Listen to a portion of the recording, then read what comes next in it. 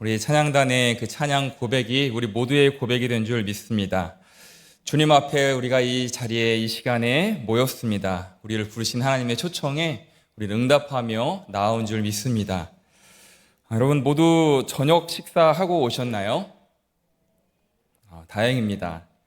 사진 한 장을 먼저 보여드리려고 하는데 혹시 저녁을 못 드신 분들께는 죄송하지만 여러분 그 버거 세트의 완성이 뭐라고 생각하십니까? 버거 세트의 완성이 무엇이라고 생각하십니까? 보통 샌드위치 구조해서 안에 있는 패티가 생명이다 이렇게 말씀도 많이 하실 텐데 아이들 기준으로 버거 세트의 완성은 감튀, 감자튀김이고요. 거기에 더해서 좋아하는 것은 사실은 치즈 스틱입니다. 그 중에 하나 빠져도 사실은 서운하겠지만 그래도 아쉬운 대로 먹겠죠. 그렇다면 여러분 고급 한우 선물 세트는 어떤가요? 드셔보셨나요? 꽃등심, 또 부채살, 새우살, 살치살, 채끝살 이루 말할 수 없는 그런 살들이 많이 나오는데 그중 하나 빠져도 서운하겠지만 괜찮습니다. 감사함으로 먹겠지요. 그렇다면 여러분 조금 더 수준을 높여서 248년 전통의 덴마크 왕실 도자기 브랜드로 북유럽의 감성을 느낄 수 있는 그 로열 코펜하겐 그릇 세트는 어떤가요?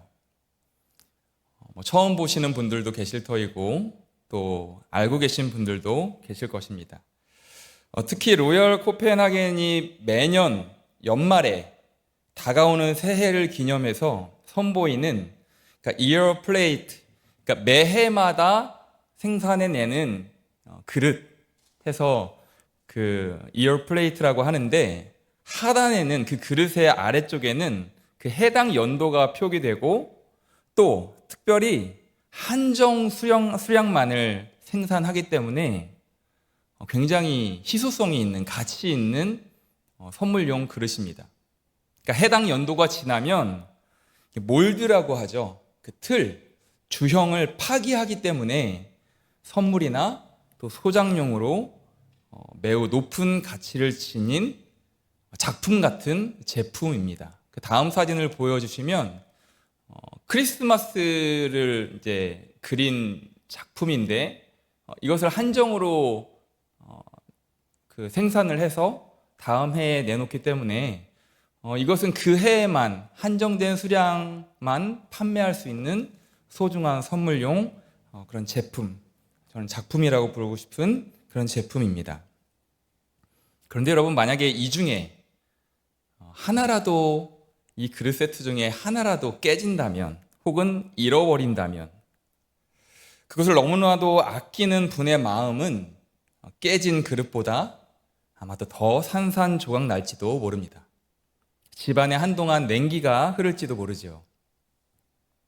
그렇다면 여러분 오늘 예수님의 비유 속에 어떤 여자가 10드라크마 중 잃어버린 하나를 찾기 위해서 그 비싼 결코 싸지는 않은 기름까지 떼가면서 등불에 불을 켜고 온 집안을 쓸며 찾아내기까지 부지런히 찾지 아니하겠냐라는 그 질문에 오늘 이 비유를 듣는 여러분은 어느 정도 동의가 되십니까? 아마도 이런 그림을 상상할 수 있겠죠.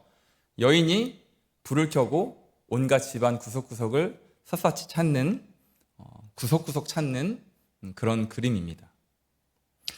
그런데 우리는 바로 이어서 이런 질문을 가질 수가 있습니다. 도대체 당시에 저 드라크마 하나의 가치가 얼마나기에 어느 정도였기에 여인이 이렇게까지 행동했을까라고 말입니다. 다음 사진으로 보시는 것처럼 드라크마는 약 6g 정도의 헬라 은화입니다. 바사, 페르시아의 은화는 다릭이라는 용어를 쓰고요. 로마의 은화는 이 드라크마와 동등한 가치의 로마 은화는 데나리온 많이 들어보셨죠? 그 은화 데나리온과 같은 가치로 추정하는데 이것은 여러분 많이 아시는 것처럼 당시 노동자 하루 품삯에 해당되었습니다. 오늘날 일용직 노동자의 하루 품삯을 그냥 10만 원 정도라고 기준 잡아본다면 하루 종일 일하고 또 받은 품삯의 가치니까 이것으로 우리 가족도 먹여 살려야 되고 하루 저녁도 먹어야 되고 얼마나 소중한 가치이겠습니까? 비유 속의 여인의 행동에 어느 정도 동의는 됩니다만 그래도 이렇게까지 할 일인가 싶은 의구심은 여전히 남아 있습니다. 왜냐하면 8절에서 오늘 본문 첫 절에서 드라크마를 잃어버린 여인의 행동을 설명하기 위해서 사용된 동사 3가지, 등불을 켜다, 그리고 쓸다, 그리고 찾다 라는 이 3가지 동사는 모두 반복과 또 계속해서 하는 행동을 나타내는 그런 동사로 사용되었습니다. 특별히 찾다라는 의미를 지닌 이 제테이라는 단어는 그러니까 발견할 때까지 내가 그것을 찾기 위해서 행동한다라는 그 노력을 표현할 때 사용되는 동사입니다. 그러니까 이 원어적으로 본다면 이 여인은 잃어버린 드라크마 하나를 찾으려고 정말로 쉬지 않고 집을 쓸고 또 쓸었다는 그 사실과 찾지 않으면 안 된다라는 그런 집념으로 끝까지 찾았다는 것을 설명하고 있는데, 여러분, 예수님의 이 비유를 들으면서 우리는 여전히 그래도 그렇게까지 할 일인가? 그 드라크마 하나의 가치가 그렇게까지 온 집안을 뒤집어 놓을 정도인가? 라고 생각하게 됩니다. 그래서 우리는 예수님의 이 비유 속에 여인이 가지고 있던 10드라크마와 관련된 당시의 사회적, 문화적 배경을 이해할 필요가 있습니다. 유대 사회에서는 결혼할 때 신랑 되는 남자가 아내로 맞이하는 여자에게 사랑의 표시로 한 드라크마가 아닌 이 10드라크마 세트를 선물해 주었습니다. 그러므로 이것은 마치 오늘날의 결혼 반지와 같은 그런 소중한 가치, 그 의미가 담겨 있는 것이죠. 이해를 돕기 위해 사진을 보시면 금 드라크마는 아니지만 은화입니다. 이해를 돕기 위한 사진으로 보시면 이렇게 꿰어서 장식품으로 사용하는, 치장을 하는, 그 10드라크마를 줄로 꿰어서 머리에 치장하는 장식품으로 사용하기도 했습니다. 그러니까 이 10드라크마는 한 세트이기 때문에 그 중에 하나라도 잃어버리면 나머지 9개는 드라크마 자체의 가치로 사용할 수도 있겠지만 그럴 수 있을지는 몰라도 정혼을 약속한 남편과 그 관계를 유지하기는 어려웠다고 합니다. 그도 그럴 것이 남편의 선물을 소중히 여기지 않은 어쩌면 해픈 여인으로 취급받을 가능성이 컸고요. 심지어 남편에 대한 불경으로까지 여겨져서 남편으로부터 이혼당할 충분한 근거가 되었기 때문입니다.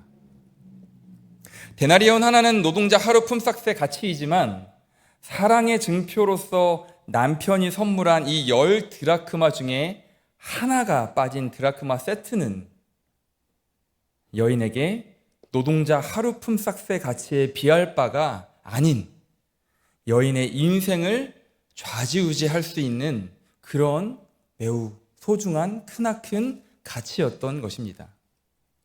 제가 왜 앞서서 세트 계속했는지 아시겠나요? 앞서 소개해드린 2023년산 한정판 로열 코펜하겐 그 그릇 세트도 누군가에게는 정말 귀하디 귀한 선물로서의 가치가 있겠지만 그릇 세트 중에 하나 깨지거나 잃어버린 것으로 인해 속상한 사람을 오늘 이 예수님의 비유 속 드라크마 하나를 잃어버린 여인의 심정에 결코 견줄 수는 없을 것입니다. 한 여인의 인생이 달린 일이기 때문에 찾을 때까지 반복해서 부지런히 찾았던 것입니다. 예수님의 이 비유 속에 등장하는 이 여인의 모습은 앞선 비유에서 잃어버린 양을 반드시 찾아내겠다고 길을 나선 목자의 모습과 매우 많이 닮아 있습니다.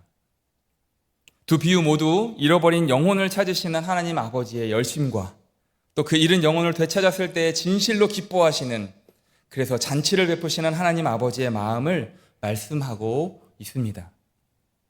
그리고 비유 속 등장하는 하나님의 아들로 이 땅에 오셔서, 비유 속에 등장하는 등장인물은 하나님의 아들로 이 땅에 오셔서 하나님 나라를 선포하시고 또 이 땅에서 하나님을 잃어버린 자들, 여러분, 이 땅에서 하나님을 잃어버리고 자기만 남아있는 자들, 죄인입니다. 하나님을 잃어버린 상태, 하나님을 등 돌린 상태, 하나님의 뜻을 순종하지 않은 상태, 하나님을 모르는 상태 모두가 다 성서는 죄인이라고 말씀합니다. 그렇게 이 땅에서 하나님을 잃어버린 자들을 찾아서 하나님의 울타리 안으로 구원하셔서 하나님의 자녀된 특권을 선물하신 예수 그리스도 자신을 상징하기도 합니다. 그런데 여러분, 곰곰이 생각해 보면 오늘날의 이 자본주의적 사고로 생각해 보자면, 효율로 따지자면 굳이 이렇게 더운 날 농촌 선교 할 필요 있겠습니까? 그저 선교 헌금 보내는 게 더 효율적이지 않겠습니까? 효율로 따지자면 잃은 양 한 마리나 드라크마를 되찾기 위해서 들인 시간이나 노력에 비하면 그것을 되찾고, 여러분, 비유 모두 되찾고 나서 벌인 잔치의 비용, 벗과 이웃들을 초청하여서 한껏 마음껏 즐기는 그 잔치의 비용이 훨씬 더 경제적 손실로는, 경제적 비용으로는 많이 들지 않았겠습니까? 그러니까 아예 안 찾고 잔치도 안 하는 것이 효율로 따진다면 맞습니다. 그러나 이 비유는 예수님께서 효율을 따질 줄 모르는 분이시기 때문도 아니고 효율적인 하나님 나라의 사역이 주제도 아닙니다. 오히려 상징적으로 정말 어리석어 보이는 이 비유 속 등장인물들의 모습을 통해서 하나님을 등지거나 또 하나님과 멀어진 그 한 영혼을 되찾았을 때에 우리 하나님 아버지의 그 기쁨이 얼마나 큰 것인가를 가르치시기 위한 어쩌면 최고의 비유라고 할 수 있겠죠. 무엇보다 예수님의 비유가 최고의 비유가 되게 하기 위해서는 그 비유를 듣는 당시 사람들이나 오늘 저와 여러분, 우리들이 이 비유를 통해서 말씀하고자 하시는 그 뜻을 바로 깨달아 그 가르침대로 살아낼 때 진정으로 이 비유는 이미 최고의 비유지만 우리 삶 속에서 최고의 비유로 녹여낼 수가 있는 것입니다.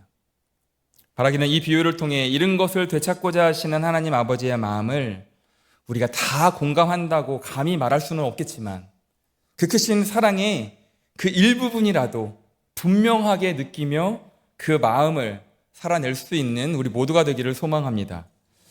사랑하는 여러분, 오늘 예수님의 비유에서 한 가지 더 유의미하게 봐야 되는 부분이 있습니다.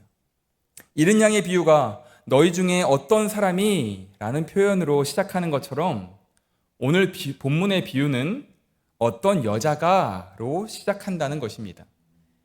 잃은 양 비유에서 100마리의 양을 치는 그저 평범한 그 남자가 등장하는 것과 마찬가지로 예수님은 비유를 시작하시면서 일상에서 만날 수 있는 평범한 어떤 여인을 등장시키셔서 이 비유를 듣는 사람들로 하여금 매우 친근감을 느낄 수 있도록 하셨습니다. 당시 시대의 문맹률을 고려하여서 일상의 삶에서 배울 수 있는 비유 이야기로 하나님 아버지의 마음을 설명하신 이유도 있겠지만 여자로 번역된 오늘 헬라어 원어 귀네는 이제 남편과 결혼을 앞둔 신부, 처녀를 의미할 수도 있고 또 기혼자, 또 과부, 모든 연령의 여인들을 일컫는 말로 이해하시면 됩니다. 예수님은 당시의 대표적 소외계층이었던 이 한 여인을 비유의 주인공으로 오늘 등장시키십니다. 그럼으로써 두 번째 비유를 시작하셨던 것이죠. 왜 그러셨을까요? 굳이 왜 여인을 이 비유 속에 설명하셨을까요? 이 비유들을 한데 묶고 있는 누가복음 15장은 1절에서 모든 세리와 죄인들이 예수님의 말씀을 들으러 가까이 나아왔고, 그리고 2절에서 바리새인과 서기관들은 수군거리면서 저 예수님이 죄인들과 함께 식탁 교제를 나눈다라고 수군거리면서 비판했습니다. 그러면서도 예수님의 이 비유 말씀을 듣고 있는 것이죠. 모두가. 바리새인과 서기관들이 죄인 취급하고 무시하던 무리에는 바로 이 여인들이나 어린아이들도 포함됩니다.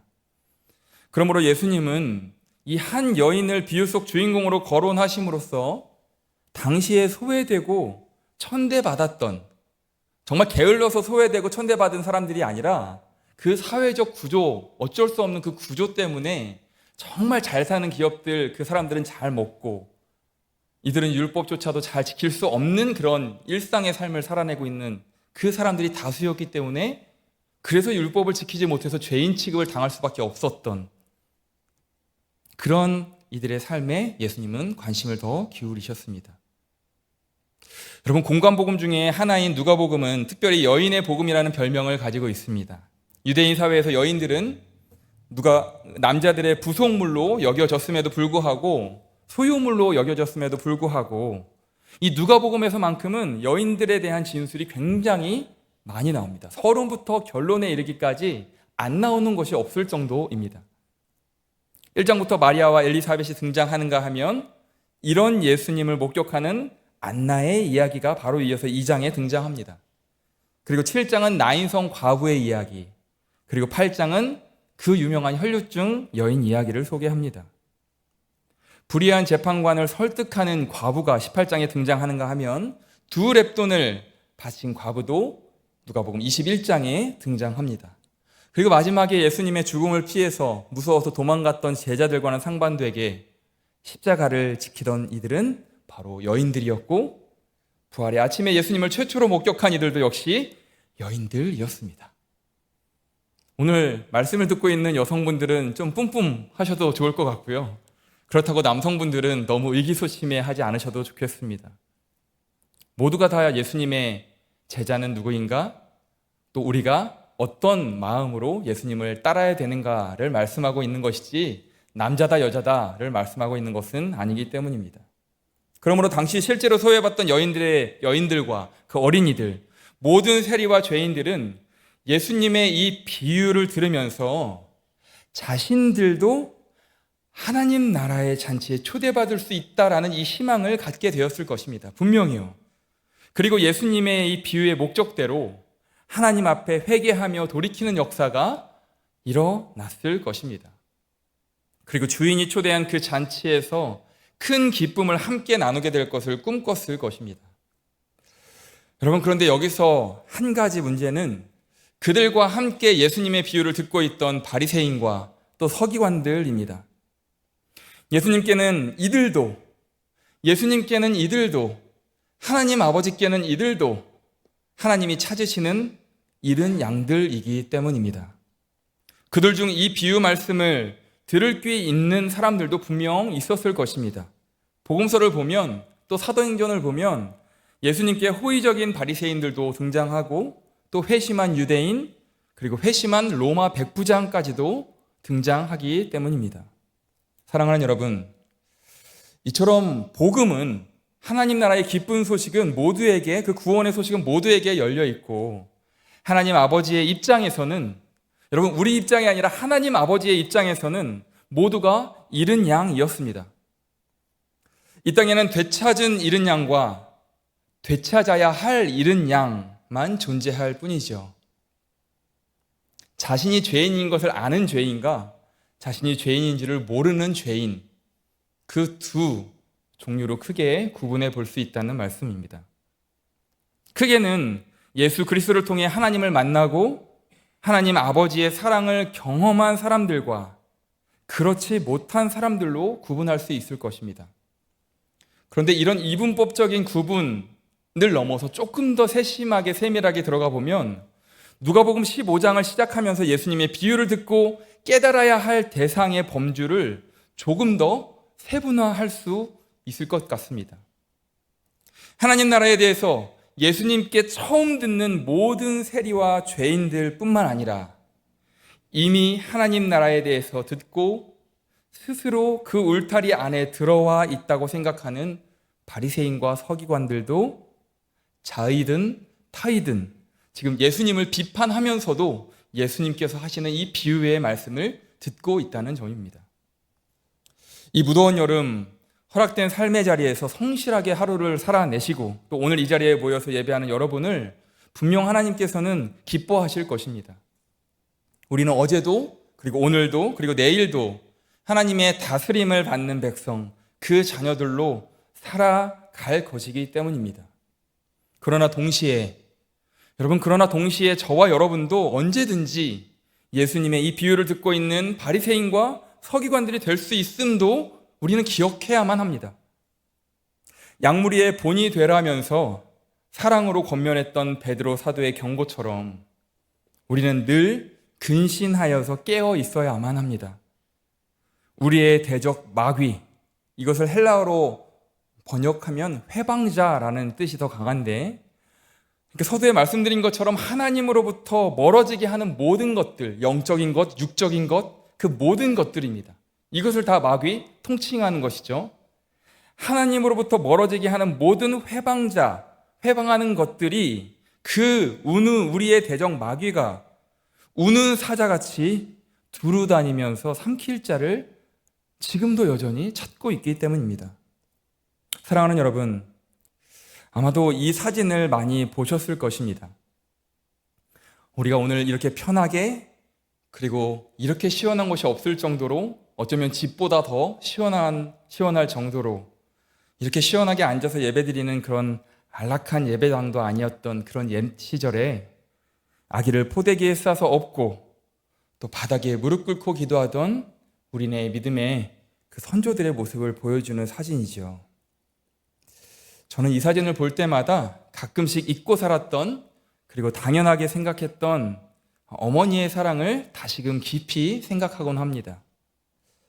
가족들 밥 다 차려 먹이시고 또 설거지까지 마치신 후에 매일 정한 시간에 그 저녁 시간을 정해서 교회로 기도하러 올라가시던 어머니의 모습은 그 어떤 100마디의 말보다도 믿음의 유산을 물려주기에 충분했습니다. 예수님의 비유 말씀을 들은 오늘 이 시간, 하나님 앞에 아까 찬양 고백한 것처럼 주님 앞에 나왔습니다. 주님 앞에 겸손히, 그리고 진실하게 우리의 모습을 돌이켜보길 원합니다.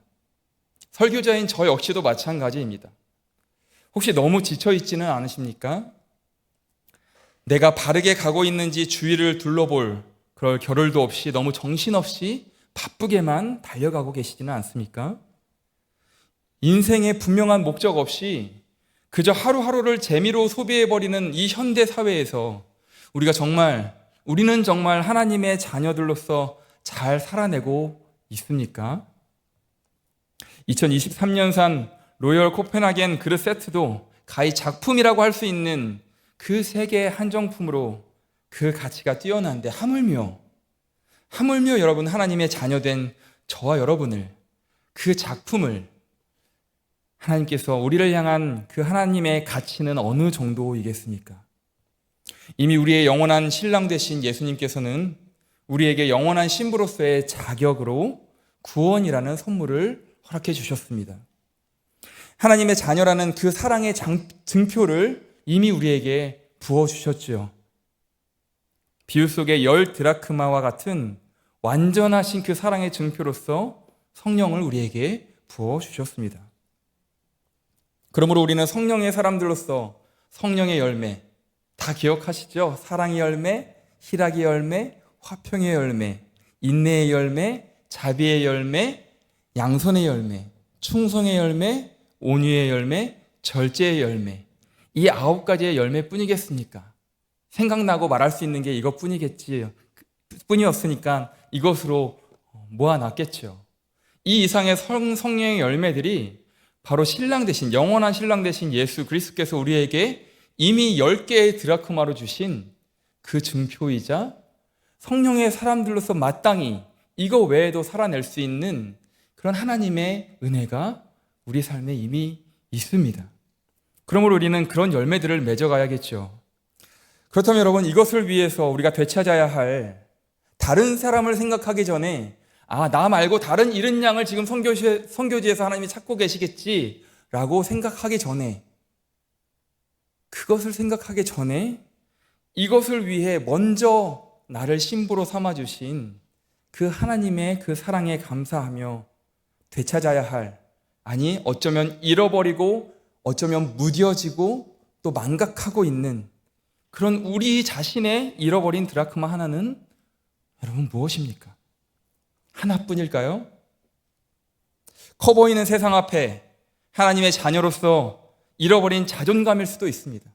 너무 편하게 예배드리는 시대에 살고 있다 보니 예배에 대한 감격을 잃어버렸을 수도 있습니다. 내가 아닌 누군가를 위해서 흘렸던 중보의 눈물이 바로 오늘 먼저 예수님의 신부된 우리가 잃어버린 하나의 드라크마일 수도 있습니다. 조금 더 도전해 볼까요?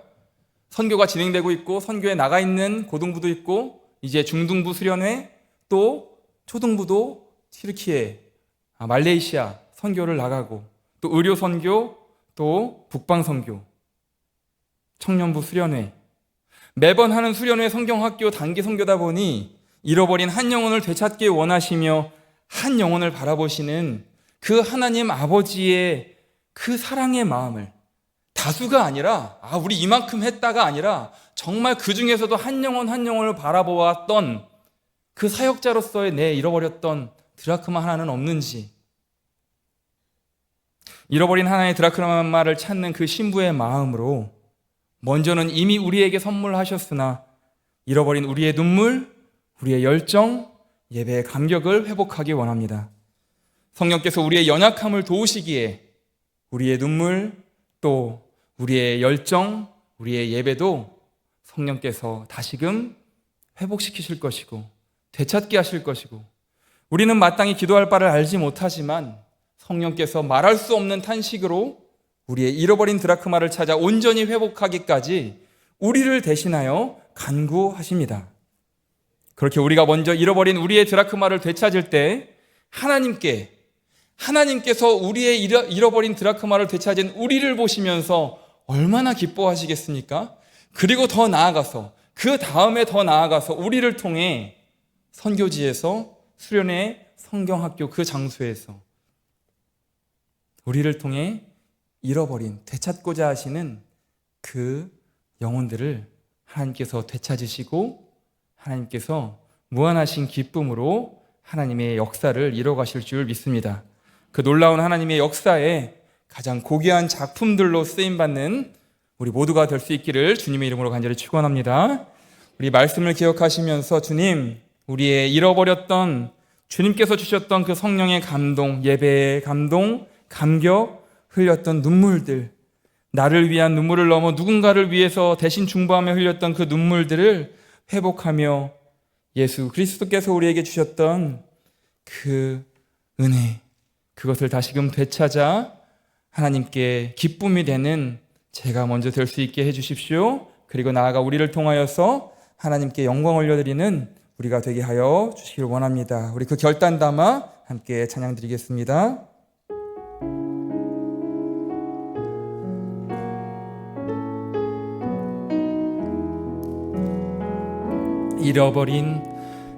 잃어버린 나의 눈물 찾게 하소서. 거저만 가는 열정을 다시 태우소서. 주님과의 첫사랑을 회복시키소서. 주 발 앞에서 무릎을 부르짖게 하소서. 다시 한번 잃어버린 나의 눈물을 찾게 하소서. 거저만 가는 열정을 다시 태우소서. 주님과의 첫사랑을 회복시키소서. 주 발 앞에서 무릎으로 부르짖게 하소서. 찬양할 때 내 영이 춤추게 하소서. 내 삶으로 주의 영광을 드러내게 하소서. 예배할 때 내 영이 기쁘게 하소서. 내 온몸이 주의 향기로 가득하게 하소서. 회복시키소서. 상한 나의 마음을 주님 앞에 정결하게 일어설 수 있도록 회복시키소서. 지친 나의 모습을 주님 앞에 정결하게 나아갈 수 있도록 회복시키소서. 회복시키소서. 상한 나의 마음을 주님 앞에 정결하게 일어설 수 있도록 회복시키소서. 회복시키소서. 지친 나의 모습을 주님 앞에 정결. 우리 마지막으로 가슴에 손을 얹고 회복시키소서. 주님 회복시키소서. 상한 나의 마음을 주님 앞에 정결하게 일어설 수 있도록 회복시키소서. 지친 나의 모습을 주님 앞에 정결하게 나갈 수 있도록 우리 시간에 합심하여 하나님 앞에 겸손히 기도하기 원합니다. 예수님, 오늘 이 비유를 통해서 이른 드라크마를 되찾는 그 신부의 마음을 품으라고 말씀하십니다. 하나님, 먼저는 우리의 영원한 신랑 되신 예수님께서 우리에게 주신 그 사랑의 증표, 그 하나님 아들로서의, 그 하나님 자녀로서의 자존감, 또 누군가를 위해 흘렸던 그 중보의 눈물, 성령의 열매, 하나님, 우리 안에 잃어버린 드라크마들이 있습니까? 주님, 다시 찾게 하여 주옵소서. 성령께서 도우실 줄 믿습니다. 우리 주여 한번 부르시고 간절히 기도하겠습니다.